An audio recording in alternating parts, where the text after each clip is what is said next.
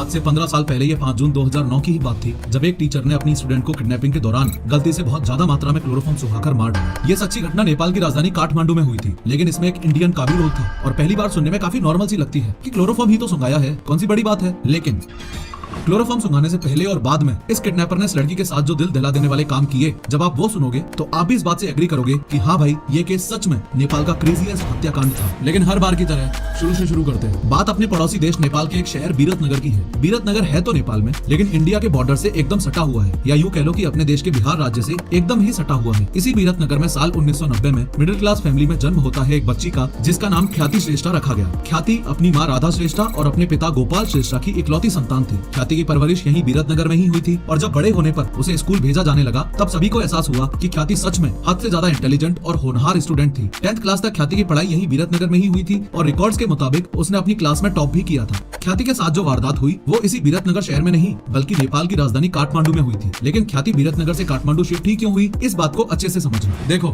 जैसे ही ख्याति ने होश संभाला तो उसने एक सपना संजोया और सपना ये था कि आगे चल के जिंदगी में उसे एक पायलट बनना है। अपने सपने को परस्यू करने के लिए उसका प्लान था कि वो अपने 12th क्लास के बाद एरोनॉटिकल इंजीनियरिंग करने अमेरिका जाए। इस सब के चलते ख्याति के माँ बाप का ये मानना था कि 10th के बाद उसकी पढ़ाई के 2 साल यानी कि 11th और 12th की पढ़ाई ख्याति यहाँ बिरतनगर से नहीं, बल्कि नेपाल के ही किसी अच्छे शहर से करवाई जाए। तो नेपाल की राजधानी काठमांडू को ख्याति के फ्यूचर एजुकेशन के लिए परफेक्ट लोकेशन मानते हुए ये पूरा परिवार बिरतनगर शहर को पूरी तरह से छोड़ देता है और 375 किलोमीटर दूर काठमांडू में शिफ्ट हो जाता है। पूरी तरह से शिफ्ट होने का मतलब ये कि उन्होंने बिरतनगर वाला अपना घर बेच दिया था और इस साल 2007 में वो काठमांडू शिफ्ट हो गए थे। काफी छानबीन के बाद ख्याति के माँ बाप ने ये फैसला लिया कि वो अपनी बेटी को 11th और 12th की पढ़ाई के लिए इस Jubilant college and research centre JCRC नामक इंस्टीट्यूशन में पढ़ाएंगे। काठमांडू के जिस एरिया में श्रेष्ठा परिवार शिफ्ट हुआ था, ये बलाजू एरिया था और इस एरिया में ये लोग एक किराए के मकान पर रहने लगे थे। आगे जिस बंदे का नाम मैं लेने जा रहा हूँ, इस बंदे को ध्यान से देख लेना। ये इस स्टोरी का मेन कैरेक्टर है और पूरी कहानी इसी के अराउंड रिवॉल्व करेगी। जिस मकान में ख्याति और उसका परिवार शिफ्ट हुए थे, इसी मकान के मालिक की हम यहाँ पर बात कर रहे हैं, जिसका नाम था बीरेन प्रधान। बीरेन यहाँ नेपाल में काठमांडू में 1985 से रह रहा था। वैसे तो वो भारत में वेस्ट बंगाल में दार्जिलिंग का रहने वाला था और 1985 तक वहीं रहता था, लेकिन उसके बाद कामकाज के मकसद से वो यहाँ काठमांडू शिफ्ट हो गया था। ये बीरेन प्रधान 43 इयर्स ओल्ड था और इसके नाम में जो सरनेम आप देख रहे हो प्रधान, ये सरनेम इसने साल 1985 में ही दार्जिलिंग से काठमांडू शिफ्ट होते ही चेंज कर लिया था, ताकि नेपाल में कोई इससे ज्यादा इसके बारे में पूछताछ ना करे। और गजब की बात यह है कि उस समय इसने सरनेम रखा भी तो क्या, वही सेम सरनेम जो ख्याति का था, यानी कि श्रेष्ठा। आगे इस वीडियो में भी हम इसको बीरेन श्रेष्ठा नाम से संबोधित करेंगे। खैर, ख्याति और उसका परिवार बीरेन श्रेष्ठा के घर में किराए पर रहने लग जाते हैं। जिस बीरेन को आप लोग अभी तक शक की नजरों से देखने लग गए हो, ये बीरेन यहाँ नेपाल में एक साइंस टीचर था। बीरेन 14 सालों से नेपाल के काठमांडू शहर के AVM स्कूल का बायोलॉजी टीचर था। पैसे के मामले में अवेयर और सेविंग्स करने की सोच रखने वाला ये टीचर पिछले 14 सालों में इनफ कमा चुका था कि उसने अपनी कमाई से यही काठमांडू में 3 मंजिला घर भी खरीद लिया था। इसी घर के ग्राउंड फ्लोर पर वो खुद रहता था और ऊपर वाली मंजिलें उसने 3 और परिवारों को किराए पर रहने के लिए दे रखी थी। हाँ, ये वही घर है जिसमें ख्याति और उसका परिवार भी रहने लगा था। एक बात नोट करने वाली यहाँ पर यह भी है कि जो इस मकान का मालिक था, यानी कि बीरेन श्रेष्ठा, वो स्कूल में पढ़ाने के साथ साथ अपने घर में कई सारे स्टूडेंट्स को ग्रुप ट्यूशंस में प्राइवेट ट्यूशंस भी देता था। जैसे ये बात ख्याति के माँ बाप को पता चली तो उन्होंने बीरेन से ख्याति को ट्यूशन पढ़ाने के लिए बोला। बीरेन आसानी से मान भी गया और उसने ट्यूशन पढ़ाना शुरू भी कर दिया। उसने बताया कि वो ये घर बेच रहा है और अपने गांव वापस जा रहा है। एज अ रिजल्ट, ना चाहते हुए भी सभी किराएदारों को मजबूरी में ये बीरेन श्रेष्ठा वाला घर खाली करना पड़ा। एक मिस्टीरियस बात सभी किराएदारों के लिए ये थी कि किसी को 1% भी अंदाजा नहीं था कि ये बीरेन अचानक अपना मकान बेचकर कहां जा रहा है। खैर, बाकी सभी किराएदारों की तरह ही ख्याति और उसके परिवार ने भी नया घर देखना शुरू कर दिया। अब चूंकि पुराना घर यानी कि बीरेन वाला घर कॉलेज से काफी दूर था, तो नए घर को ढूंढते वक्त ख्याति की फैमिली की ये भी प्रायोरिटी थी कि नया घर उनको कॉलेज के पास ही मिले, ताकि ख्याति को आने जाने में आसानी रहे। इसी वजह से इस बार उन्होंने काठमांडू में ही दूसरी लोकेलिटी गट्टेकुलो, जो कि कॉलेज के पास ही थी, वहां पर घर ले लिया। यहाँ नए घर में रहते हुए ही ख्याति ने अपनी 11th क्लास पास की और वो वारदात के समय 12th क्लास में पढ़ रही थी। खैर, आज 5 जून 2009 को सुबह 8 बजे ख्याति अपने कॉलेज के लिए तैयार हो रही है। अभी तक ख्याति की जिंदगी में सब कुछ सही चल रहा था, लेकिन तभी अचानक ख्याति के फोन पर एक SMS नोटिफिकेशन आता है। ख्याति फोन चेक करती है तो देखती है कि ये मैसेज एक famous women magazine company voice of women की तरफ से आया है। उसमें लिखा था कि ख्याति को उस मैगजीन कंपनी की ओर से आयोजित लकी ड्रॉ में 20,000 नेपाली रुपी यानी कि कुछ 12 से 13,000 इंडियन रुपीज का इनाम मिला है और नेपाल के सबसे खूबसूरत और सबसे फेमस टूरिस्ट प्लेस पोखरा घूमने की फ्री टिकट्स भी मिली है। वैसे आजकल हम सबको इंडिया में भी आए दिन ऐसे मैसेजेस और कॉल्स आते रहते हैं, जैसे बधाई हो, आपको 20 लाख की लॉटरी लगी है, या किसी भी 4 क्वेश्चन के सही जवाब देने पर आप जीत सकते हो 1000 रुपए पेटीएम कैशबैक। और अगर आपको याद हो तो अपने देश में हाल ही में एक मैसेज मैसेज काफी ज्यादा सर्कुलेट हुआ था, जिसमें कौन बनेगा करोड़पति यानी अमिताभ बच्चन की तरफ से 25 लाख रुपए का इनाम हम इंडियंस को दिया जा रहा था, जो कि एक फ्रॉड है। आजकल तो फ्रॉड्स करने के लिए लोग आर्टिफिशियल इंटेलिजेंस का भी यूज कर रहे हैं, जिसके बारे में मैंने अपनी डीप फेक वाली वीडियो में 3D एनिमेशन की मदद से एक्सप्लेनेशन दिया है, जरूर देखना। अब मुद्दे की बात यह है कि आज के जमाने में हम सबको पता है कि ऐसे फेक मैसेजेस एग्जिस्ट करते हैं, फॉलोइंग विच हम अलर्ट होकर ऐसे मैसेजेस को इग्नोर कर देते हैं। लेकिन वो समय था साल 2009 का, जब टेक्नोलॉजी और फोन्स लोगों के लिए नई नई चीजें थी। SMS फ्रॉड्स के बारे में किसी को पता ही नहीं था। अनफॉर्चुनेटली ख्याति भी इस फेक SMS फ्रॉड्स के चक्कर में पड़ जाती है और आगे जाके उसके साथ जो हुआ वो काफी शॉकिंग था। ख्याति उस लकी ड्रॉ के बारे में पढ़ के मंद मंद मुस्कुराना शुरू हुई ही थी कि अचानक उसके फोन की घंटी बजने लगती है। ख्याति ने नोटिस किया कि उसके फोन पर एक अननोन नंबर से कॉल आ रहा है। जब ख्याति फोन उठाती है तो दूसरी तरफ से एक महिला की आवाज आती है। वो महिला अपने आप को उसी विमेंस मैगजीन की रिप्रेजेंटेटिव बताती है और SMS वाली बात को फिर से दोहराती है। वो ख्याति से कहती है कि अगर उसको ये प्राइस मनी और पोखरा घूमने की फ्री टिकट लेनी है तो दिए गए इस एड्रेस पर आ जाए। अब हम सबका बेसिक ह्यूमन नेचर होता है कि फ्री में अगर रोकड़ा मिल जाए या फिर फ्री में घूमने को मिल जाए तो जनरली लोग मना नहीं ही करते हैं। इसलिए ख्याति ने भी मना नहीं किया। ऊपर से दिक्कत वाली बात ये हो गई कि ख्याति ने मन ही मन में ये सोच लिया कि उसने जो 10th क्लास में टॉप किया था उसके स्कॉलरशिप और प्राइज मनी के रूप में ये वॉइस ऑफ विमेन मैगजीन वाले उसको ये सब ऑफर दे रहे हैं। एज एक्सपेक्टेड ख्याति बहुत ज्यादा खुश होती है और खुशी के मारे नाचने लगती है। ये खुशखबरी वो दौड़कर अपने मम्मी पापा को बताती है। वो लोग भी काफी खुश होते हैं और आखिर हो भी क्यों ना, उनकी बेटी थी ही इतनी इंटेलिजेंट। ख्याति इनाम की राशि लेने के लिए अपने डॉक्यूमेंट्स की फाइल को तैयार करने लग जाती है। जैसे हर माँ को अपने बच्चे को लेकर फिक्र होती है, ठीक उसी प्रकार राधा यानी कि ख्याति की मम्मी को भी इस पूरे मामले को लेकर फिक्र होती है और थोड़ा शक भी होता है। इसलिए वो अपने पति गोपाल से कहती है कि क्यों ना हम राम को ख्याति के साथ भेज दें। राम उनके घर का नौकर था और ख्याति के परिवार के लिए काफी ट्रस्टेड आदमी था। राम और ख्याति दिए गए एड्रेस पोताली सड़क के लिए घर से निकल जाते हैं। अब चूंकि घर से पोताली सड़क की दूरी बहुत ज्यादा नहीं थी, इसलिए वो लोग उस फोन रिप्रेजेंटेटिव महिला के द्वारा बताए गए एड्रेस पर समय से पहुंच जाते हैं। अभी भी 5 जून 2009 की ही बात हो रही है। दोपहर के करीबन 1 बज चुके हैं। ख्याति श्रेष्ठा और नौकर राम दोनों ही दिए गए एड्रेस पर पहुंच चुके हैं और वेट कर रहे हैं। तभी अचानक वो फोन वाली फीमेल रिप्रेजेंटेटिव वहां पहुंच जाती है। बातचीत में पता चलता है कि उस रिप्रेजेंटेटिव का नाम मरीना शाक्या है। मरीना ख्याति को इनाम और टिकट की भी बहुत बधाइयां देती है। मरीना को वहाँ देख राम और ख्याति को जो थोड़ा बहुत ये स्कैम लग रहा था वो भी सब कुछ अब ऑथेंटिक लगने लगता है। उन्हें लगता है कि सच में प्राइज मनी वगैरह मिलेगा। मरीना शाक्या ख्याति से कहती है कि ये डॉक्यूमेंटेशन और फाइल वर्क वाला काम काफी लंबा चलने वाला है, जिसमें शायद शाम भी हो सकती है। ये सुनते ही ख्याति राम को घर वापस जाने के लिए कहती है। अब राम को भी वो जगह सुरक्षित लगने लगी थी, इसलिए वो भी वहाँ से घर के लिए निकल जाता है। मरीना ख्याति को एक दूसरी जगह चलने को कहती है और दोनों एक दूसरी लोकेशन खुशबू अपार्टमेंट के लिए निकल जाते हैं। यहाँ अपार्टमेंट के अंदर जैसे ही एक फ्लैट में ख्याति श्रेष्ठा को ले जाया गया तो फ्लैट में घुसते ही ख्याति ने एक ऐसे इंसान को देखा जिसे उसने कभी सपने में भी यहाँ एक्सपेक्ट नहीं किया होगा। जिस इंसान की हम यहाँ बात कर रहे हैं वो और कोई नहीं बल्कि ख्याति का पुराना मकान मालिक बीरेन श्रेष्ठा ही था। बीरेन को देखकर ख्याति हक्का बक्का रह गई और सोच में पड़ गई कि जो बंदा मुझे ट्यूशन में साइंस पढ़ाया करता था वो यहाँ इस रूम में लॉटरी वगैरह से रिलेटेड काम में आखिर कर क्या रहा है। सरप्राइज्ड होकर ख्याति बीरेन से पूछती है, अरे सर आप यहाँ क्या कर रहे हो? जवाब के रूप में बीरेन कहता है, अरे मैं इस मैगजीन वाओ के लिए काफी समय से काम कर रहा हूँ। ख्याति को ये बात इतनी आसानी से हजम नहीं होती है, लेकिन ठीक है, वो अपने रिमेनिंग पेपर वर्क्स पर प्रोसीड करती है। मरीना ख्याति को कुछ पेपर्स देती है और उनको फिल करने को कहती है। उसी समय बीरेन ख्याति को कॉफी ऑफर करता है और 1 कप कॉफी खुद भी लेता है। कॉफी पीते पीते ख्याति अपने माता पिता को अपने फोन से कॉल करती है और बताती है कि सब कुछ सही जा रहा है और वो बिल्कुल भी टेंशन ना लें। हालांकि डॉक्यूमेंटेशन का काम अभी शुरू ही हुआ था, इसलिए वो अपनी माँ से कहती है कि मुझे आने में काफी वक्त लग सकता है और शाम भी हो सकती है। फोन पर ख्याति से बात होने के बाद उसके माता पिता भी टेंशन फ्री हो जाते हैं और अपने अपने काम में बिजी हो जाते हैं। ख्याति के मम्मी पापा इस इंतजार में रहते हैं कि उनकी बेटी अब इनाम की राशि लेकर ही लौटेगी। डॉक्यूमेंटेशन के काम में काफी टाइम बीत जाता है और ख्याति का इंतजार करते करते शाम होने को आई है। अभी तक ना ही तो ख्याति खुद घर पे आ पाई है और ना ही उसका कोई फोन आया है। कुछ समय बाद ख्याति की माँ उसको खुद आगे से कॉल करती है ये जानने के लिए कि एग्जैक्टली अभी क्या स्टेटस है और ख्याति कितनी देर में घर पहुंचेगी। लेकिन ख्याति से कोई भी रिस्पॉन्स नहीं मिला। वक्त गुजरता गया और अंधेरा होने लग गया। अभी तक ख्याति का कुछ भी पता नहीं चल रहा है। राधा और गोपाल श्रेष्ठा घबराने लगते हैं। घबराकर वो ख्याति के दोस्तों को फोन भी करते हैं और पूछते हैं कि क्या ख्याति तुम्हारे पास है, लेकिन सबका जवाब यही था कि सॉरी आंटी ख्याति यहाँ नहीं है। ख्याति के पेरेंट्स अपने नौकर राम को बुलाते हैं और उस जगह लेके चलने के लिए कहते हैं जिस जगह वो ख्याति को छोड़ के आया था। राम उन्हें उस एड्रेस तक ले जाता है जहाँ उसने आखिरी बार ख्याति को देखा था। लेकिन वहाँ पहुंचकर वो लोग देखते हैं कि ख्याति का कोई नामो निशान भी नहीं था। उनकी चिंता और बढ़ जाती है। फिर वो लोग ख्याति को इधर उधर आसपास ढूंढने लगते हैं पर ख्याति कहीं भी नहीं मिलती। काफी कोशिशों के बाद ख्याति के माँ बाप डायरेक्शनलेस और होपलेस हो जाते हैं और पुलिस का सहारा लेने का डिसीजन बना लेते हैं। जब वो लोग थके हारे घर पर वापस लौटते हैं तभी शाम के 7:30 बजे ख्याति के पापा के फोन पर एक SMS नोटिफिकेशन आता है। SMS पढ़ते ही उसके पैरों तले जमीन खिसक जाती है। SMS में लिखा होता है, तेरी बेटी किडनैप हो चुकी है। अगर तू अपनी बेटी को सही सलामत जिंदा वापस चाहता है तो 10 लाख रुपए का इंतजाम कर ले। SMS में ये भी साफ साफ लिखा हुआ होता है कि अगर ये जानकारी पुलिस या किसी और को देने की कोशिश की तो मैं ख्याति को जान से मार दूंगा। अब एक तो ख्याति के माँ बाप अपनी बेटी की किडनैपिंग की बात सुन के वैसे ही घबरा गए थे। ऊपर से किडनैपर्स ने झूठ झूठ ये और बोल दिया कि वो नेपाल के तेराई वैली का एक मोस्ट वांटेड किडनैपर गैंग है। तेराई वैली में ऐसे गैंग्स बहुत ही खतरनाक माने जाते हैं। ख्याति के पिता ने तुरंत ये बात अपनी बीवी को बताई। ख्याति की माँ ने कहा कि ये बात हमको पुलिस को बता देनी चाहिए, लेकिन ख्याति के पिता ने इस बात को मानने से साफ इनकार कर दिया क्योंकि पिछले कुछ सालों में उनके आसपास इस तरह की कई घटनाएं घट चुकी थी जिसमें किडनैपर ने बच्चों को सिर्फ इसलिए मार दिया था क्योंकि उनके माता पिता ने किडनैपर के बारे में पुलिस को सूचना दे दी थी। और इसी वजह से ख्याति के किडनैपर्स ने वार्निंग दी थी कि अगर उन लोगों ने ये बात पुलिस को बताई तो वो लोग ख्याति को जान से मार देंगे। इस एसएमएस ने सबको और भी ज्यादा डरा दिया। किडनैपर ने एसएमएस में सिर्फ पैसों की मांग की थी, पर ये नहीं बताया था कि पैसे लेकर कहां जाने हैं। इसी उलझन में ख्याति के माँ बाप पुलिस को इन्फॉर्म करने के डिसीजन को बदल देते हैं। वो लोग पूरी तरह से टूट जाते हैं, दोनों के दोनों बैठ के पूरी रात रोते हैं। फिर गोपाल ने डिसाइड किया कि चाहे कुछ भी हो जाए वो अपनी बेटी को ढूंढ के ही रहेगा। वो तुरंत 10 लाख रुपए के इंतजाम में जुट जाते हैं, लेकिन अभी तक ये क्लियर नहीं था कि पैसे लेकर जाना कहां है।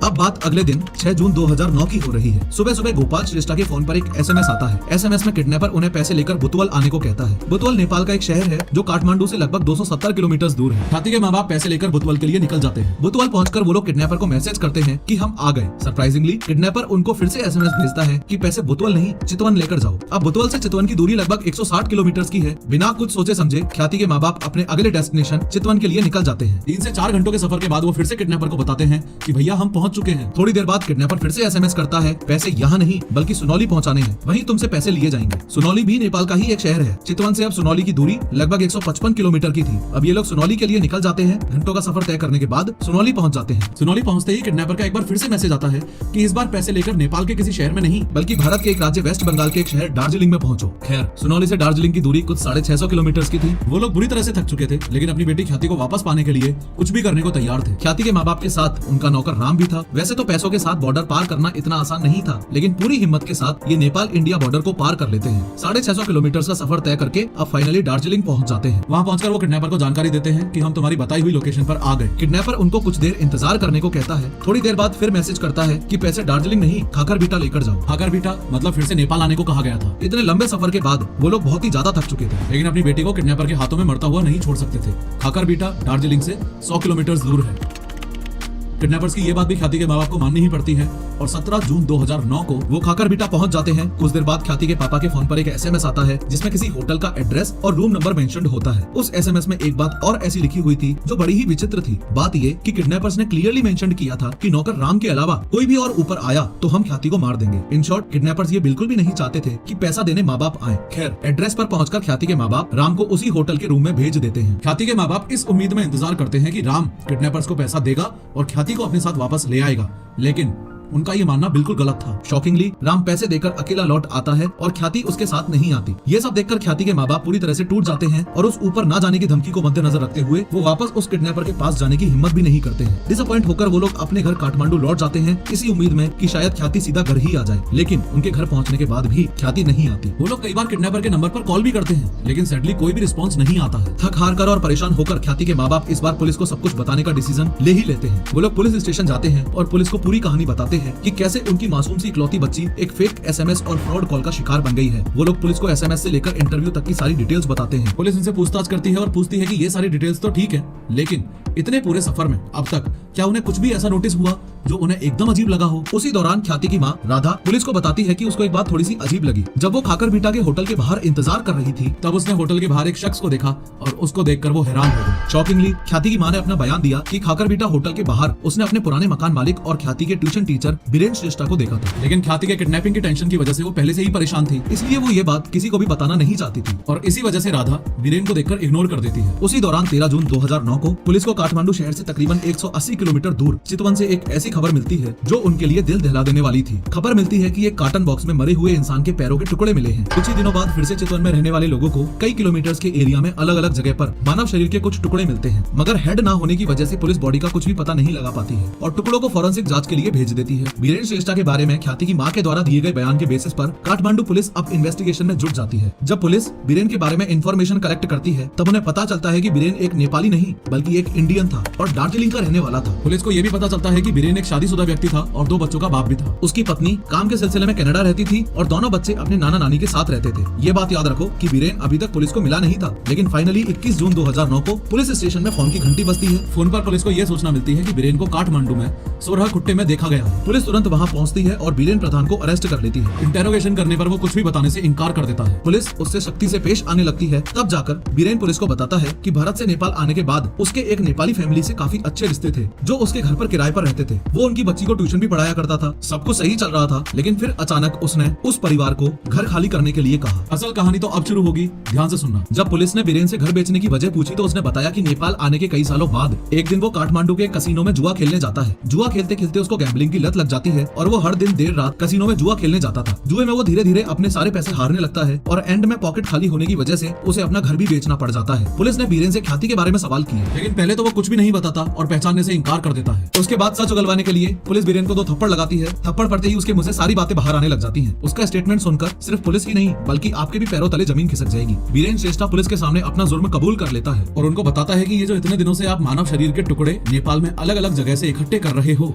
ये ख्याति के ही है और उसी ने उनको अलग अलग जगह फेंका है। ये सब सुनने के बाद पुलिस दंग रह जाती है। बीरेन कहता है कि 5 जून 2009 को उसी ने ख्याति को SMS वाले जाल में फंसाकर उसकी हत्या कर दी थी। पुलिस को ये जानकर हैरानी हो जाती है कि एक पढ़ा लिखा व्यक्ति सिर्फ पैसों के लिए एक मासूम लड़की की हत्या कैसे कर सकता है। बीरेन ने बहुत ही बेरहमी से ख्याति को मौत के घाट उतार दिया था। अब यहाँ एक बड़ा सवाल ये रह जाता है कि जब बीरेन एक टीचर था, पढ़ा लिखा सभ्य आदमी था, तो उसे ये सब करना ही क्यों पड़ा। लेकिन अभी तक तो आपने अंदाजा लगा ही लिया होगा कि जुए ने बीरेन से ये सब करवाया था। जैसा कि बीरेन ने पुलिस को बताया कि जुए ने उसको कंगाल कर दिया था। बीरेन के ऊपर लाखों का कर्जा था और इस लेवल तक कर्जा हो रखा था कि उसका खुद का घर बेचने के बाद भी कर्ज चुकने में नहीं आ रहा था। ख्याति के SMS वाले कांड से जस्ट पहले यानी कि 5 जून 2009 से जस्ट पहले उसे किसी से पता चलता है कि उसके पुराने किराएदार और स्टूडेंट ख्याति का परिवार यही काठमांडू में ही कहीं रह रहा है। फॉलोइंग दिस कर्ज लेने, हालचाल पूछने और मदद की उम्मीद से वो ख्याति के परिवार से मिलने जाता है। तो इस बात को आप लोग अच्छे से नोट करना कि जिस दिन ख्याति किडनैप हुई और जिस दिन उसका मर्डर हुआ उस दिन बीरेन ख्याति के परिवार से ऑलरेडी मिला ही था। और 5 जून 2009 को बीरेन जब सुबह ख्याति के घर जाता है, उनसे हालचाल पूछता है, कुछ पुरानी बातें भी होती हैं।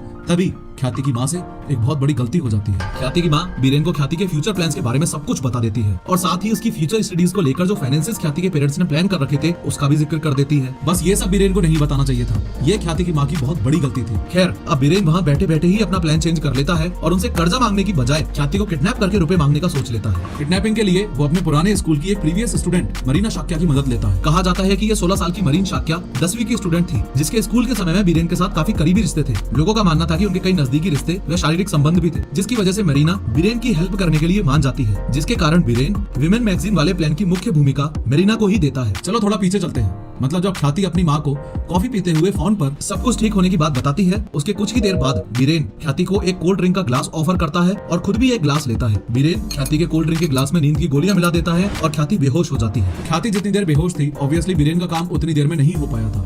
तो जैसे ही ख्याति होश में आती है तो जोर जोर से चिल्लाने लगती है। ख्याति को रोकने के लिए बीरेन एक रुमाल लेता है। उस रुमाल पर क्लोरोफॉर्म लगाकर फिर से ख्याति को बेहोश करने की कोशिश करता है। क्योंकि क्लोरोफॉर्म एक एनेस्थीसिया है तो उसकी बहुत ज्यादा मात्रा के कारण ख्याति बुरी तरह बेहोश हो जाती है। बीरेन ने अनजाने में ख्याति को इतना ज्यादा क्लोरोफॉर्म सुंघा दिया था कि उसकी ऑन द स्पॉट डेथ हो जाती है। ये सब देखकर बीरेन बहुत बुरी तरह घबरा जाता है कि कहीं वो पकड़ा ना जाए और पागलों की तरह एक आयरन की रॉड से ख्याति के हेड पर बार बार वार करता है और ख्याति के मरने के बाद वो शव के 10 से 12 टुकड़े कर देता है। बीरेन शव के टुकड़ों को लगातार अगले 4 दिनों तक काठमांडू के आसपास 17 स्क्वायर किलोमीटर के रेडियस में फेंक देता है। पुलिस को इंटेरोगेशन के वक्त उसने ये बताया कि उसने ख्याति के हेड को ललितपुर डिस्ट्रिक्ट सेम्बू नदी में और अंगों को चितवन के नारायणगढ़ में फेंक दिया था। अब point to be noted is कि बीरेन ने शव को अलग अलग जगह क्यों फेंका। बीरेन के अनुसार अंगों को अलग अलग जगह फेंकने का रीजन था कि ताकि कोई भी उसकी बॉडी के पीसेस को पहचान ना पाए और उसका पता ना लग सके। तो ख्याति के गायब होने के 19 दिन बाद 24 जून 2009 को पुलिस ने फाइनली ख्याति का हेड बलाजू नाम की जगह से बरामद कर ही लिया। हेड शत विशत यानी कि डिकम्पोज्ड अवस्था में मिला। बीरेन के इस खुलासे के बाद सब शॉक्ड रह जाते हैं। नेपाल में ये न्यूज बड़ी तेजी से फैल जाती है और विरोध की आंधी चलने लगती है। मुकदमे के लिए अदालत में पेशी के दौरान बीरेन प्रधान और मरीना शाक्या दोनों पर क्रोधित जनता हमला कर देती है और दोनों के लिए ही मृत्यु दंड की मांग करने लगते हैं। नेपाल के लोग इस तरह के भयंकर अपराध के बारे में सुनकर बहुत ही ज्यादा हर्ट हो जाते हैं, खासकर इसलिए क्योंकि ख्याति एक बहुत ही ब्रिलियंट स्टूडेंट थी, पढ़ाई को लेकर काफी पैशनेट थी और आगे चल के बहुत ही ब्राइट जीवन जीने के लिए रेडी थी। अगर एक डेडिकेटेड स्टूडेंट और अच्छी बेटी देश में सुरक्षित नहीं है तो बाकी युवाओं का क्या होगा। पूरे नेपाल में विरोध प्रदर्शन, रैलियां और डिस्कशन चली। कॉलेजेस और स्कूल्स के स्टूडेंट्स में गुस्सा भर गया और वो सड़कों पर उतर आते हैं और जस्टिस के लिए बीरेन श्रेष्ठा को बिना किसी ट्रायल के कैपिटल पनिशमेंट यानी कि मौत की सजा सुनाने की मांग करते हैं, क्योंकि उस समय नेपाल में मृत्यु दंड के लॉ को हटा दिया गया था। फाइनली 19 नवंबर 2009 में नेपाल हाई कोर्ट के सिंगल जज बेंच ऑफ जस्टिस बलेंद्र रूपाकेती ने इस सनसनीखेज हत्या के मुकदमे को समाप्त करते हुए बीरेन प्रधान को किडनैप और मर्डर के लिए 39 साल की जेल की सजा सुनाई और उसकी 16 वर्षीय साथी हाई स्कूल की छात्रा मरीना शाक्या को भी 20 साल की जेल की सजा देने के आदेश दिए। पूछताछ के दौरान मर्डर में अपनी छोटी सी भूमिका के लिए मरीना पुलिस से अपनी सजा कम करने के लिए कहती है, I just hope for these things you can have me small punishment here because I know it's not really easy, but still have my glory for me, you know. Even my Biren को काठमांडू की central jail में रखा गया था, जिसमें Nepal's most notorious convict so called French serial killer Charles Sobhraj भी था। Charles सोब्राज एक सीरियल किलर, धोखेबाज और चोर है, जिस पर कई मूवीज बन चुकी हैं, जैसे कि द सर्पेंट, मैं और चार्ल्स एक्सेट्रा। उम्र कम होने के कारण मरीना शाक्या को जुवेनाइल जेल में भेज दिया जाता है। वो इस दौरान अपनी हायर स्टडीज में मास्टर डिग्री जेल में कंप्लीट कर लेती है। अपने अच्छे व्यवहार के चलते 2020 में मरीना शाक्या को छोड़ दिया गया। ये केस नेपाल का क्रेजीएस्ट हत्याकांड माना जाता है। 2016 में नेपाली मूवी इंडस्ट्री ने इस केस पर एक फिल्म बनाई थी, जिसका नाम था लू का